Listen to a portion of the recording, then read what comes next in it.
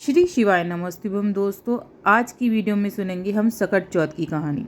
सबसे पहले आप अपने पास सफ़ेद तिल लेकर बैठ जाइए और थोड़ी सी दुर्वा भी आपके पास होनी चाहिए।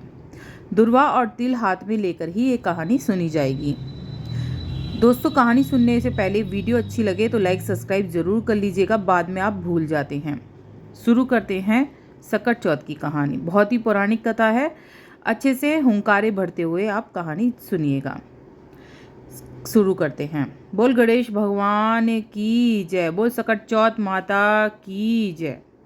किसी नगर में एक कुम्हार रहता था। एक बार जब उसने बर्तन बनाकर आवा लगाया तो आवा नहीं पका। परेशान होकर वह राजा के पास गया और बोला कि महाराज, न जाने क्या कारण है कि आवा पक ही नहीं रहा है। राजा ने राज पंडित को बुलाकर कारण पूछा। राज पंडित ने कहा, हर बार आंबा लगाते समय एक बच्चे की बलि देने से आवा पक जाएगा। राजा का आदेश हो गया। बलि आरंभ हो गई। जिस परिवार की बारी होती वह अपने बच्चे में से एक बच्चा बलि के लिए भेज देता। इस तरह कुछ दिनों बाद एक बुढ़िया के लड़के की बारी आई। बुढ़िया के एक ही बेटा था तथा उसके जीवन का सहारा था और राजा की आज्ञा कुछ नहीं देखती। दुखी बुढ़िया सोचने लगी, मेरा एक ही बेटा है, वह भी संकट के दिन, जो सकट है उसके दिन मुझसे जुदा हो जाएगा। तभी उसको एक उपाय सूझा। उसने लड़के को सकट की सुपारी तथा दूब का बीड़ा देकर कहा, भगवान का नाम लेकर आवा में बैठ जाना, सकट माता तेरी रक्षा करेंगी। सकट के दिन बालक आवा में बिठा दिया गया और बुढ़िया सकट माता के सामने बैठकर पूजा प्रार्थना करने लगी। पहले तो आवा पकने में कई दिन लग जाते थे, पर इस बार आवा सकट माता की कृपा से एक ही रात में आवा पक गया। सवेरे कुम्हार ने देखा तो हैरान रह गया। आवा पक गया था और बुढ़िया का बेटा जीवित और सुरक्षित था। सकट माता की कृपा से नगर के अन्य बालक भी जी उठे। यह देखकर नगरवासियों ने माता सकट की महिमा स्वीकार कर ली। तब से आज तक सकट माता की पूजा और व्रत का विधान चला आता है। हमेशा दो ही कहानी सुनी जाती हैं दोस्तों, तो दूसरी कहानी शुरू करते हैं। एक बुढ़िया थी, वह बहुत गरीब और दृष्टिहीन थी।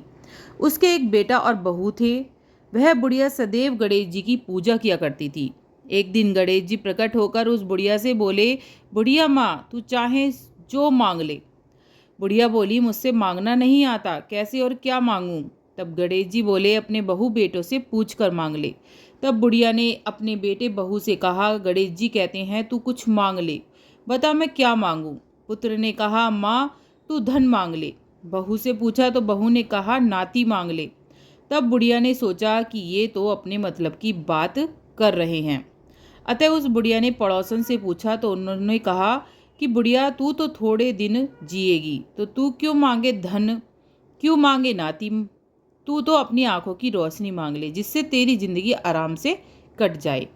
इस पर बुढ़िया बोली, यदि आप प्रसन्न हैं तो मुझे 9 करोड़ की माया दे, निरोगी काया दें, अमर सुहाग दें, आंखों की रोशनी दें, नाती दें, पोता दें और सब परिवार को सुख दें और अंत में मोक्ष दे।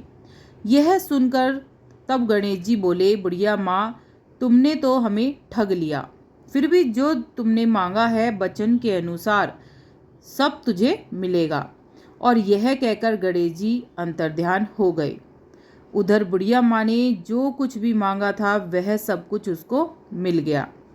हे गणेश जी महाराज, जैसे तुमने उस बुढ़िया माँ को सब कुछ दिया वैसे ही सबको देना। कहते सुनते हुंकारा भरते का भला, कहने सुनने वाले दोनों को देना। और इसके बाद बोलिए, जय गणेश काटो कलेश, जय गणेश काटो कलेश। दोस्तों, जैसे कि आपने तिल लिए थे हाथ में और जो दुर्वा ली थी वो आपको अपने आंचल में बांध लेना है, या फिर आप पुड़िया में बांध कर भी रख सकते हैं, जिससे शाम को अर्घ दिया जाएगा। जो जल का लोटा है वो आपने अगर 2 रखे हैं, हमारे यहाँ 2 रखे जाते हैं, एक तो तभी हम जल चढ़ा देंगे सूर्य देवता को तभी की तभी, और एक हमारा जो चढ़ता है वो रात को चढ़ता है। तो आप जैसे भी आप जल चढ़ाना चाहें इस तरह से आप चढ़ा सकते हैं। तो 1 लोटे का जल अगर आप चढ़ा रहे हैं तो सूर्य देवता को चढ़ा दें कहानी सुनते ही, और एक रात को अर्घ देने के बाद चढ़ाया जाएगा। बस इतना ही दोस्तों। वीडियो पे लगे तो लाइक सब्सक्राइब जरूर करिएगा।